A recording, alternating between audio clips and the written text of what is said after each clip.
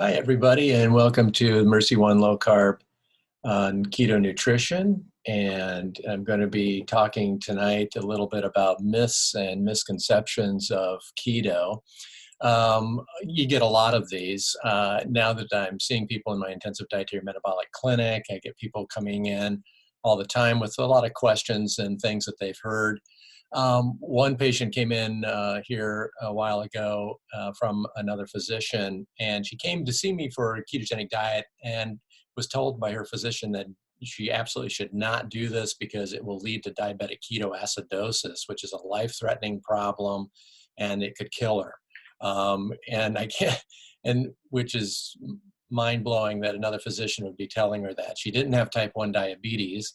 Type 1 diabetes is really what's required in order to get diabetic ketoacidosis. Type 1 diabetics don't make any insulin. And so if they're sick or they have some other major stressor, they can go into a condition called diabetic ketoacidosis where they produce enormous amounts of ketones, and it is a life-threatening condition. But that doesn't happen unless you basically have type 1 diabetes. And if you don't have type 1 diabetes, that's not going to happen to you. And nutritional ketosis is a whole order of magnitude lower in terms of ketosis, and it's a normal physiologic state.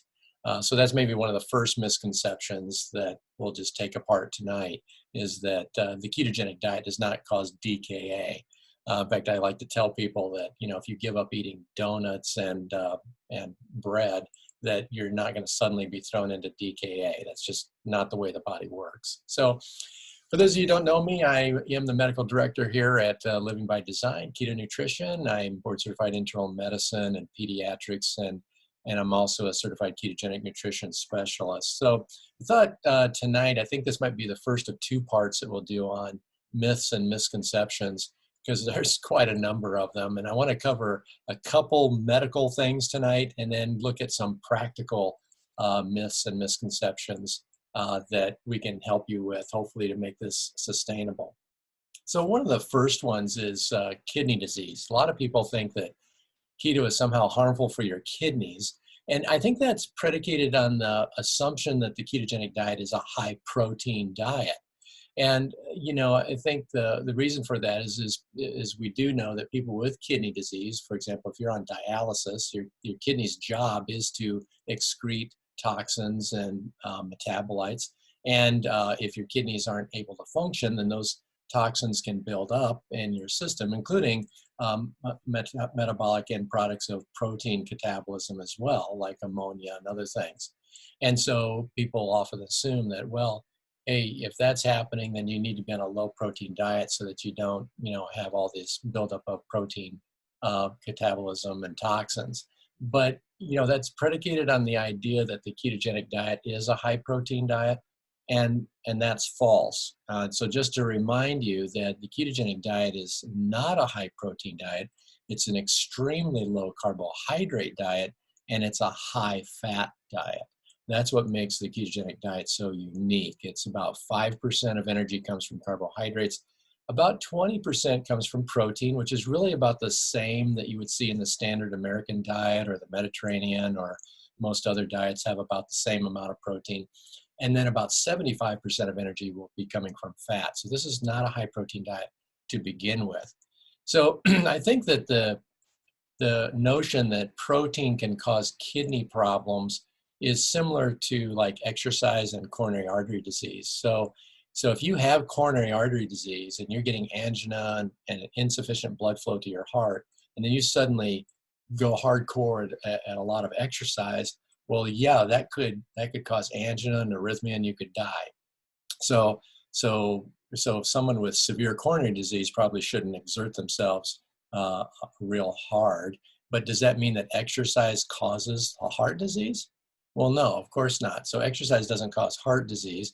It's just that you have to watch out for that if you do have significant coronary disease. And I think the same is kind of true with protein and kidney disease. If you have if you're on dialysis, for example, you might have to watch it. But otherwise, protein in itself is not going to cause kidney problems. So let's look at a few studies that are coming out now looking at protein and kidney disease to support that. So even if you ate a high protein diet, does that lead to kidney failure? Well, Halbisma and company analyzed data from 8,461 people who did not have kidney disease. It was a prospective, community-based study. They've followed them for an average of 6.4 years. And what they found was that actually high protein intake was not associated with any kind of change in renal function.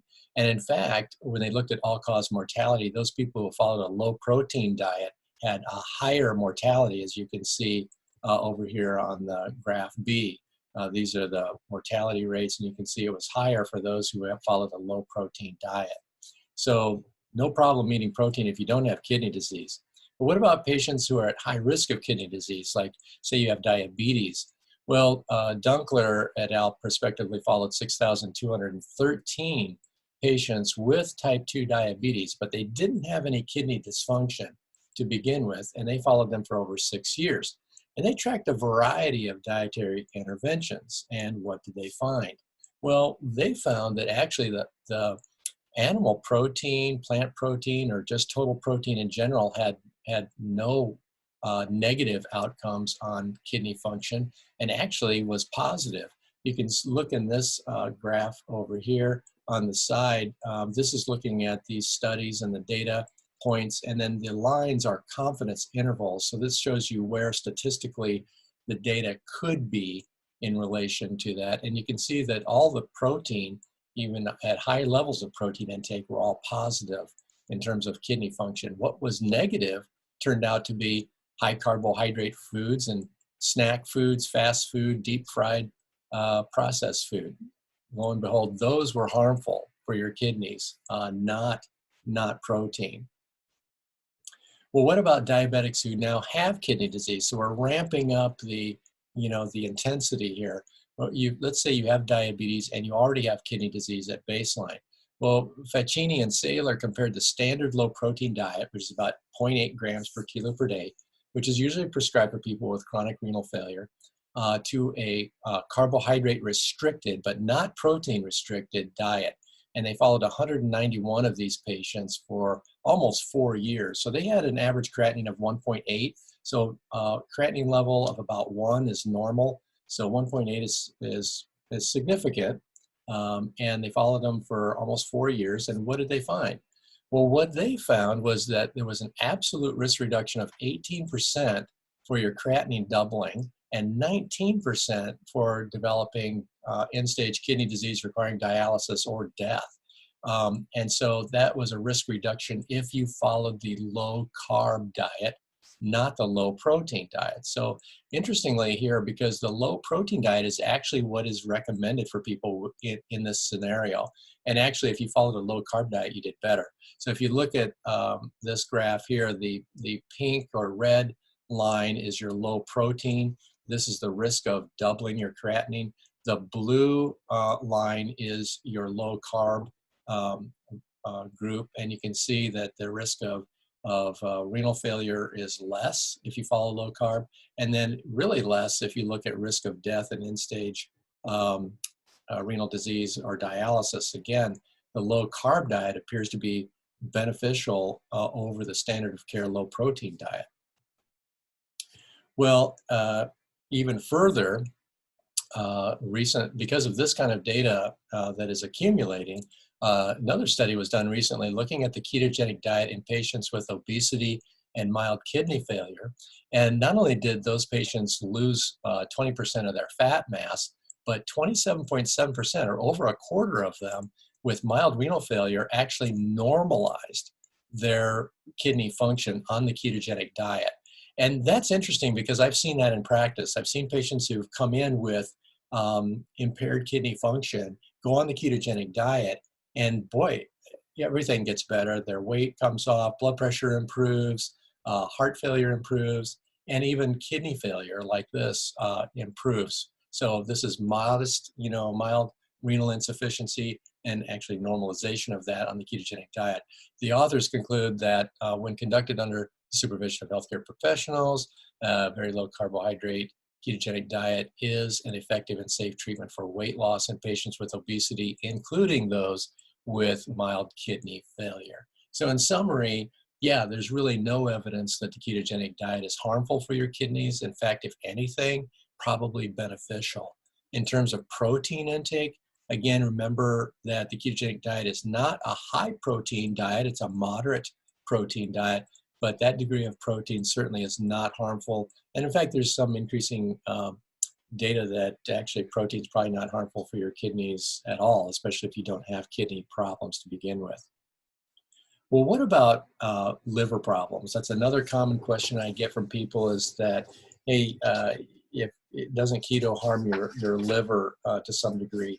And this is brought up because liver disease nowadays is so common, especially fatty liver disease. So fatty liver disease is just epidemic in our country right now.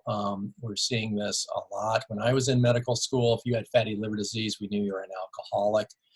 Because that was the main cause for that, but not so today. Not that alcohol isn't still a big problem, but the major cause for fatty liver disease is now excessive carbohydrate intake.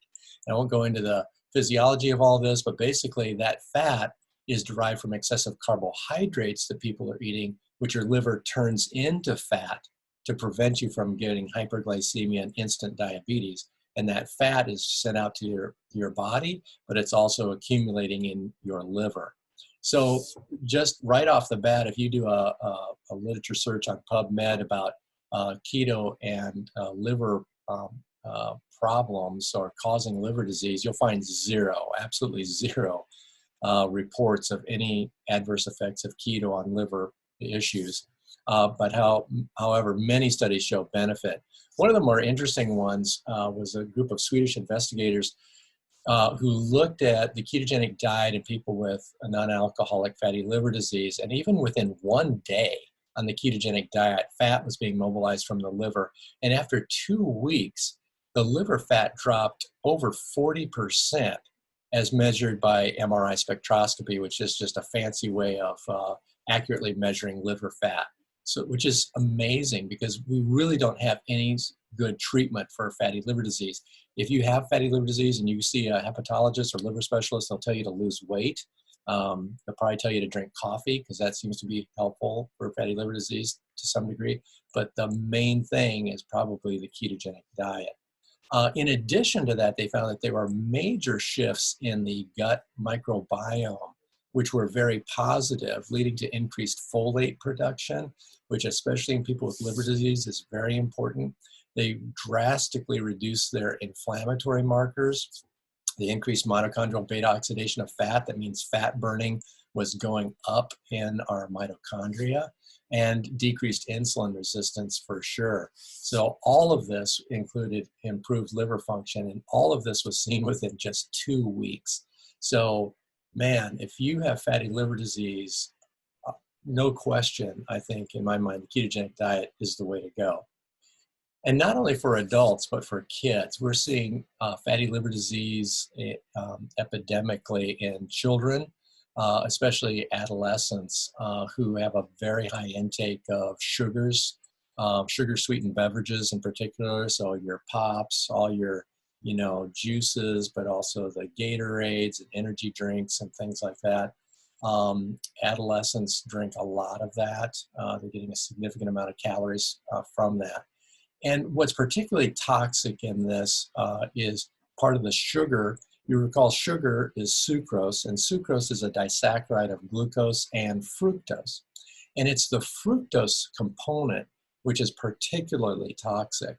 Fructose is not metabolized by any cell in your body except the liver, which turns it primarily into fat in your liver. In fact, it detoxifies fructose almost identically to the way it detoxifies alcohol. And the effect is the same, fatty liver disease. So when children are having fatty liver problems, it's not that they're alcoholics, they're sugaraholics. And that sugar is basically the alcohol equivalent for kids. Well, this is a study that looked at adolescent boys with fatty liver disease, and all they did in this study was simply remove sugar-sweetened beverages. So they took away their pop and their sports drinks and stuff. No other changes in protein, fat, or caloric restriction or anything else were done, and they had massive improvement in their liver function again, very quickly within only 2 weeks. So again, is there any evidence that keto is harmful for your liver? Absolutely not. There's no evidence for keto harming your liver or your kidneys. So those are two common misconceptions we can put to rest right off the bat.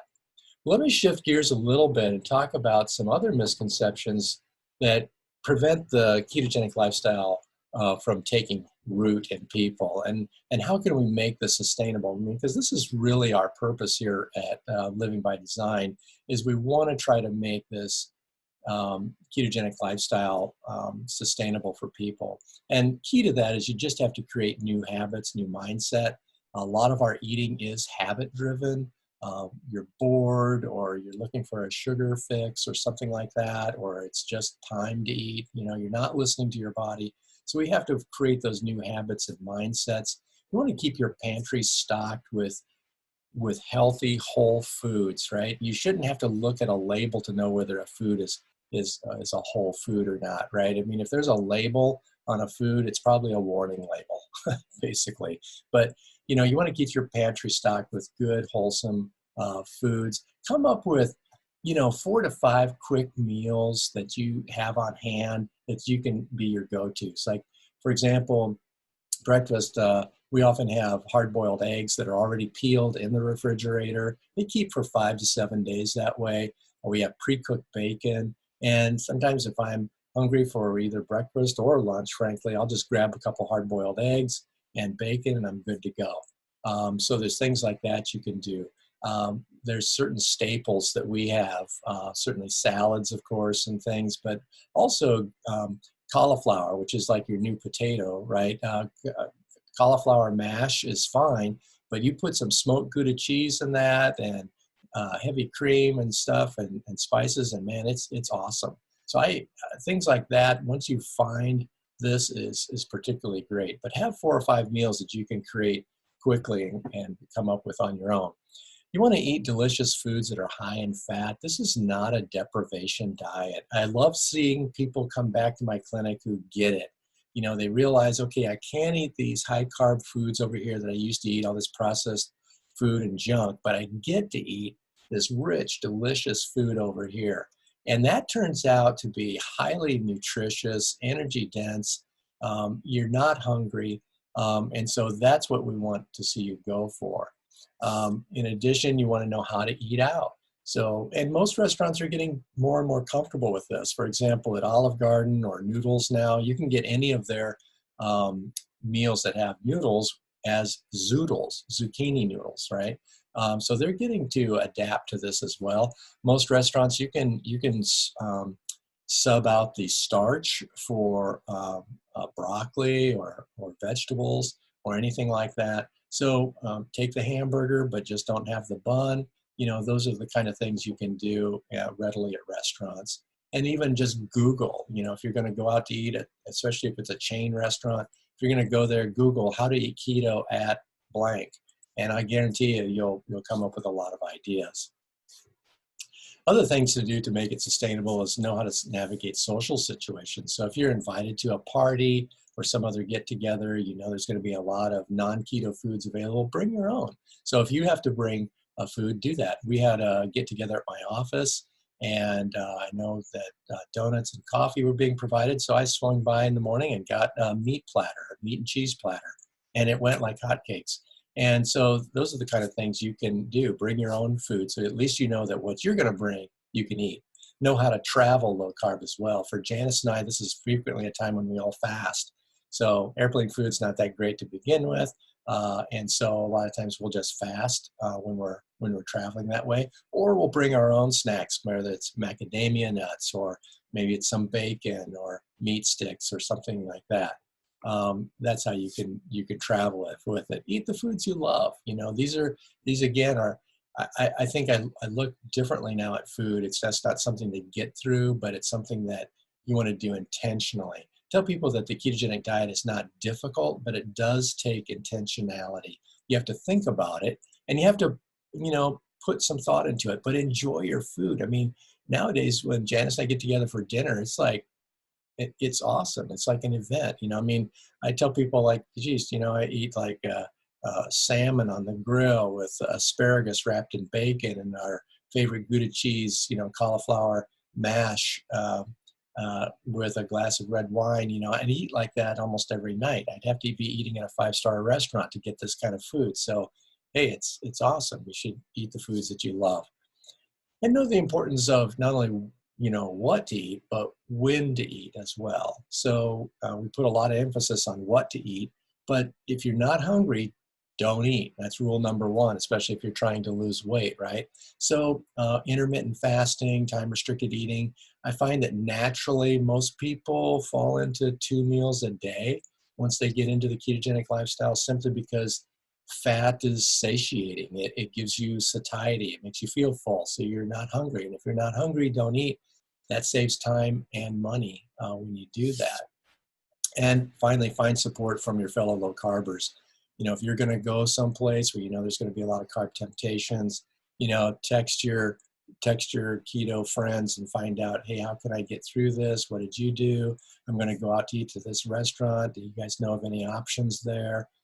Etc. So communicate what you're doing. It also is helpful to have some accountability. I think all of us need some degree of accountability, which is really helpful.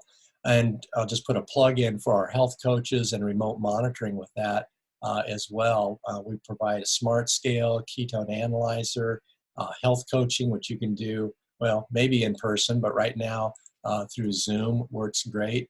And man, they know better than I do how to make this lifestyle sustainable. And that kind of accountability where you're sending in your data to somebody on a daily or weekly basis is awesome. So I would highly encourage you to do that. Well, another misconception we have is that, okay, you're eating all these great foods. Sure, it's rich, it's delicious, it's wonderful, but nobody can afford it. Well, not so. So first of all, there's ways of making keto affordable. First of all, plan your menu, make your shopping list, only buy the produce you know you'll use. You know, if you're used to shopping once a month, yeah, you're not going to be able to do that if you're following a ketogenic diet, because produce will go bad. And that's a good thing, right? I mean, it's not filled with plastic. It's not filled with a bunch of preservatives and stuff that's going to stay on your shelf. I mean, there's something wrong with those fast food French fries which drop under your car seat and look the same a year later when you clean it out. You know, there's something wrong with a food that doesn't spoil.